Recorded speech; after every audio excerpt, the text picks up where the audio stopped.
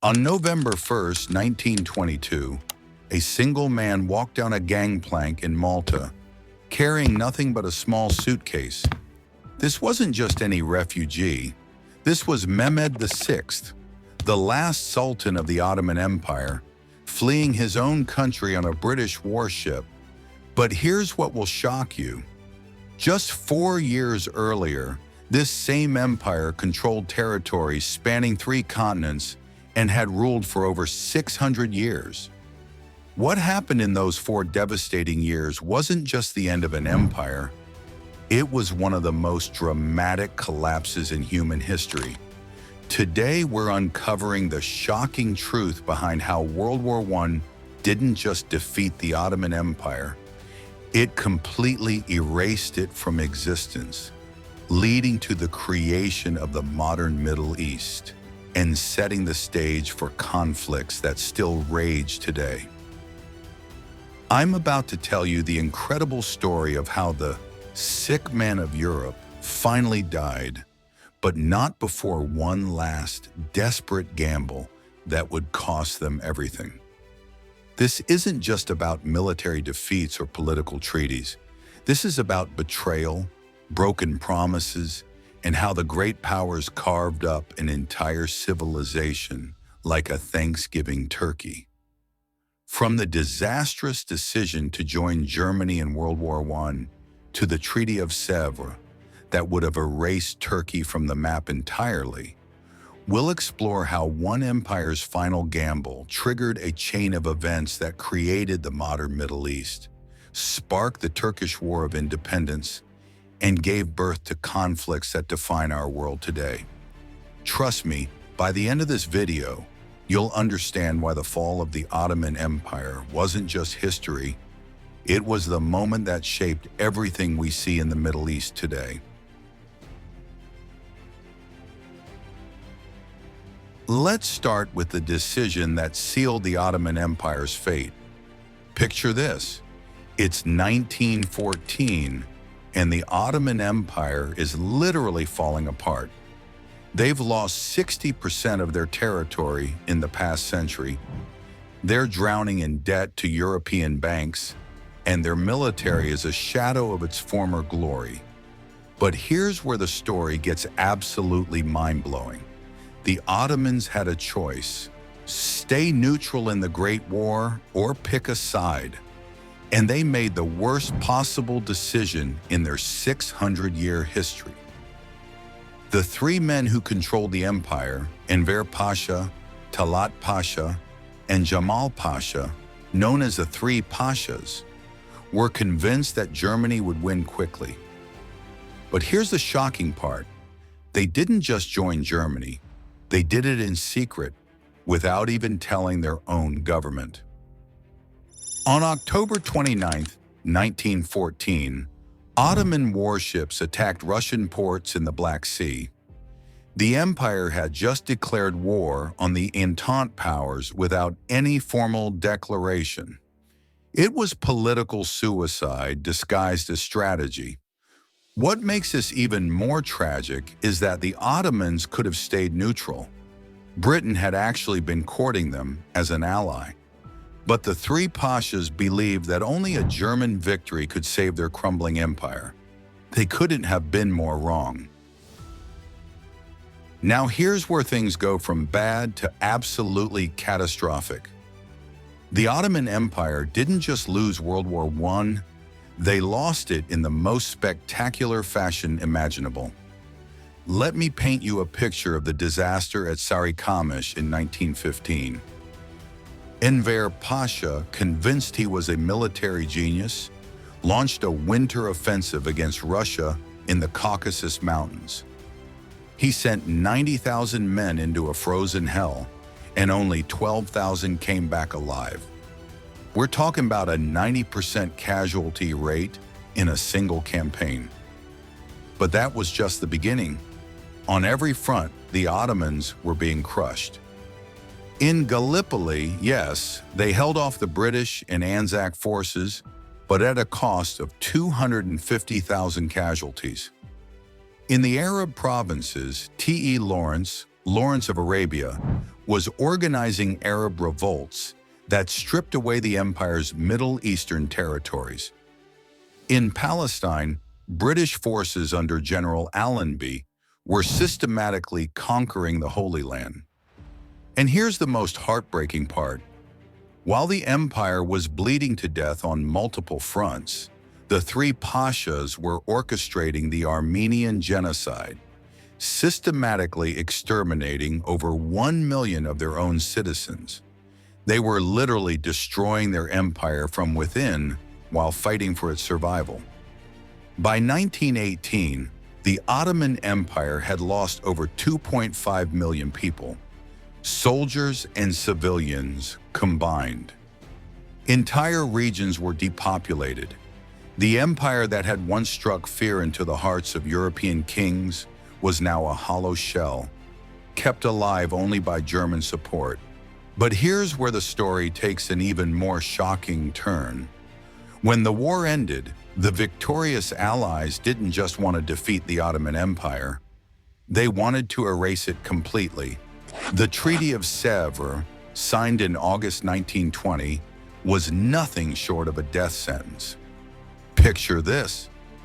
The treaty would have reduced Turkey to a tiny rump state in central Anatolia, smaller than many U.S. states. Here's what the Allies planned to steal. Greece would get western Anatolia, including the ancient city of Smyrna.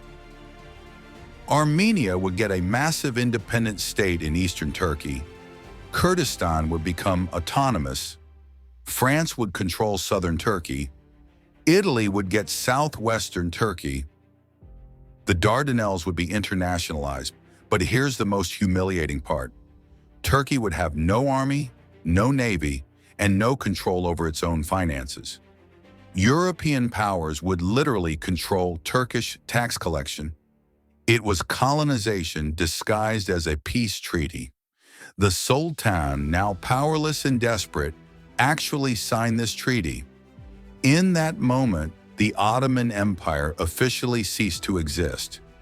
But what the Allies didn't expect was that the Turkish people would refuse to accept this national suicide. This is where our story takes the most incredible turn in modern history. Just when it seemed like Turkey was finished forever, one man said no. Mustafa Kemal, later known as Atatürk, was a war hero from Gallipoli who refused to accept the Treaty of Sèvres. In May 1919, he landed in the Black Sea port of Samsun with a handful of supporters and began organizing what seemed like an impossible resistance. But here's what's absolutely mind-blowing. Kemal didn't just want to resist the treaty, he wanted to create an entirely new country. While the Sultan in Istanbul was collaborating with the occupying forces, Kemal established a rival government in Ankara and declared a war of independence. The Turkish War of Independence that followed was one of the most dramatic comebacks in history. Kemal's forces, fighting with captured weapons and sheer determination, defeated the Greeks in western Anatolia, the Armenians in the east, the French in the south, the Italians in the southwest. The turning point came at the Battle of Sakarya in 1921, where Kemal's forces stopped the Greek advance just 50 miles from Ankara. Then, in August 1922, they launched a counteroffensive that drove the Greeks into the sea at Smyrna. By September 1922, all foreign forces had been expelled from Turkish soil. The impossible had happened. A defeated, occupied country had fought its way back to independence. What happened next changed everything. In November 1922, Kemal abolished the Ottoman Sultanate entirely. The last sultan fled on that British warship, and 600 years of Ottoman rule ended forever. But Kemal wasn't finished. In 1923, he forced the Allies to negotiate a new treaty, the Treaty of Lausanne, that recognized Turkey as a fully sovereign state with its current borders. The Treaty of Sèvres was dead, and Turkey was reborn. On October 29, 1923, Kemal proclaimed the Republic of Turkey with himself as president. But here's the truly revolutionary part. He didn't just create a new country, he created a completely new civilization. Kemal abolished the caliphate, separated religion from government, gave women equal rights, adopted the Latin alphabet, and even banned traditional Ottoman clothing.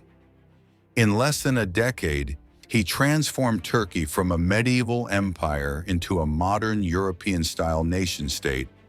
But the collapse of the Ottoman Empire had consequences far beyond Turkey's borders. The empire's Arab provinces were carved up between Britain and France as League of Nations mandates, creating artificial countries like Iraq, Syria, and Lebanon. Palestine became a British mandate, setting the stage for the Israeli-Palestinian conflict. The population exchanges between Greece and Turkey displaced over 1.5 million people. The Armenian genocide had already eliminated most of the empire's Armenian population. Centuries of multi-ethnic, multi-religious coexistence were replaced by the modern nation-state system.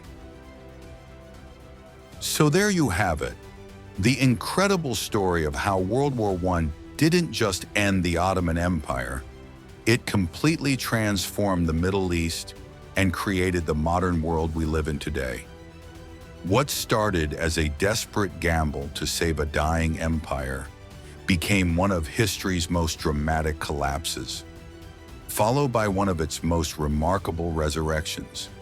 The Ottoman Empire died in 1922, but from its ashes rose the Republic of Turkey and the modern Middle East.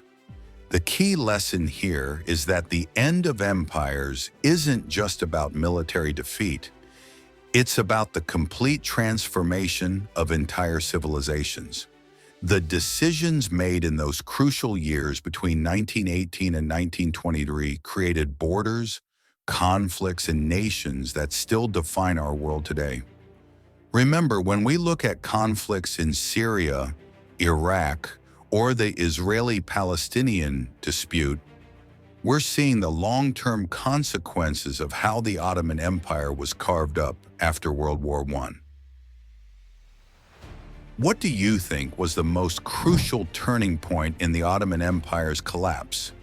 Was it the decision to join Germany in World War I, the Treaty of Sèvres, or Mustafa Kemal's resistance movement? Let me know in the comments below. And if you want to understand more about how historical decisions shape our world today, make sure you're subscribed and hit that notification bell. Next week, we're diving into another incredible story of how one empire's fall changed everything.